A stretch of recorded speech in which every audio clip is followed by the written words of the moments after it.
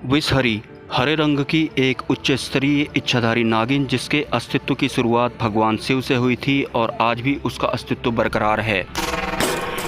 Actual में विषहरी नाग माता मां मनसा देवी का पेट नेम है, मतलब बचपन में उन्हें विषहरी नाम से पुकारा जाता था। और ऐसी भी मान्यता है कि भगवान शिव के मन से मां मनसा देवी का जन्म हुआ था, इसलिए बाद में उन्हें माता मनसा के नाम से पुकारा जाने लगा। भगवान शिव की पुत्री और नागराज वासुकी की बहन होने के नाते विषहरी बचपन से ही अन्य इच्छाधारी नाग नागिनों के मुकाबले बहुत ज़्यादा पावरफुल हुआ करती थी। तो इस वजह से विषहरी को अगर कोई पशु पक्षी मिलता तो उनसे वो उसी के स्वरूप में बात कर लेती। अगर कोई इंसान मिलता तो वो इंसान का रूप धारण करके उस इंसान से बात कर लेती, और अगर उसे कोई यक्ष या कुबेर मिलता तो वो उनसे उन्हीं के स्वरूप में होकर बात कर सकती थी। लेकिन आज मैं आपको विषहरी यानी कि नाग माता मनसा देवी के बारे में ना बताकर नाग साधना के बारे में कुछ महत्वपूर्ण जानकारियाँ देने जा रहा हूँ।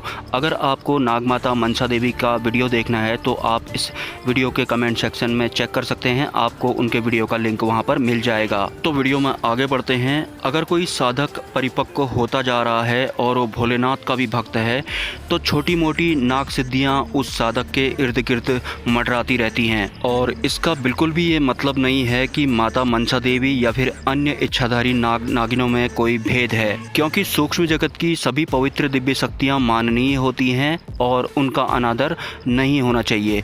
आज आपको मैं एक सत्य बताता हूँ। जिन भी पशु पक्षियों को आज तक आप जानते हैं, क्या आप बता सकते हैं कि उन पशु पक्षियों में सबसे ज़्यादा ध्यानी कौन सा पशु पक्षी होता होगा? आपको शायद नहीं पता होगा। जो सर्प होते हैं, जो नाग होते हैं, वो ध्यान साधना में सबसे ज़्यादा निपुण होते हैं। इसका जीता जागता उदाहरण है नागराज वासुकी। एक समय नागराज वासुकी भगवान शिव की ध्यान साधना किया करते थे और भगवान शिव ने प्रसन्न होकर ही उन्हें अपने गले में धारण किया। और सभी पशु पक्षियों के अंतर्मुखी होने के कारण उन्हें भविष्य में क्या घटित होने वाला है इस बात की भनक पहले ही लग जाती है। लेकिन इंसान बाहरमुखी होता है, इस वजह से उसे पता नहीं लग पाता है कि भविष्य में क्या घटित होने वाला है। और जो नाग होते हैं वो तो ध्यान में वैसे ही निपुण होते हैं और उनके रहने की जगह अंधकारमयी होती है, और उस अंधकारमय जगह से वो अंतर्मुखी होने के कारण पूरी दुनिया को देख रहे होते हैं, और ये एक परम सत्य है। और अब बात करते हैं नाग साधना के बारे में। अगर आप एक साधक हैं और नाग साधना कर रहे हैं, भले ही आपका संकल्प कोई सिद्धि प्राप्त करना हो या फिर किसी अन्य तरह की कृपा प्राप्त करना हो, तो साधना शुरू करने से पहले या फिर साधना के बीच में आपको अपने संकल्प में एक लाइन जरूर शामिल करनी है कि साधना के बाद आपको अगर सदृश रूप में कोई नाग नागिन आपके स्थान पर दिखाई देता है तो वो सिर्फ आपको ही दिखाई पड़े। आपके अलावा आपके किसी भी फैमिली मेंबर को या फिर आपके पड़ोसियों को कोई भी सर्प या फिर नाग नागिन सदृश रूप में दर्शन ना दे, क्योंकि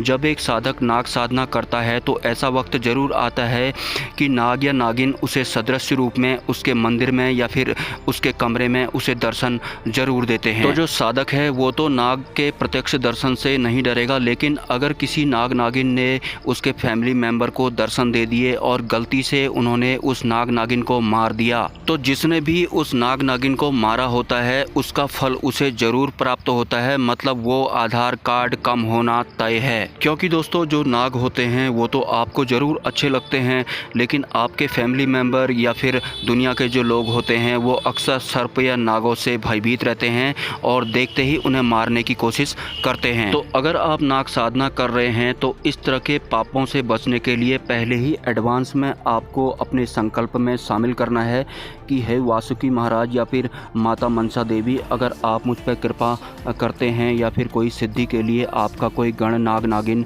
मेरे स्थान पर आता है तो वो सिर्फ मुझे ही दिखे, मेरे फैमिली मेंबर को बिल्कुल भी ना दिखे, और अगर दिखता भी है तो किसी भी तरह का नुकसान उन्हें ना पहुंचाए। और इच्छाधारी नाग या फिर नागवंश कोई काल्पनिक कृत्या नहीं है, ये सचमुच होती हैं और आज भी मौजूद हैं। बहुत से लोग नाग साधना भी करते हैं। और किसी इंसान को अगर उसके आज्ञा चक्र में स्वप्न में नाग नागिन दिखाई पड़ते हैं तो उसे बिल्कुल भी भयभीत होने की ज़रूरत नहीं है।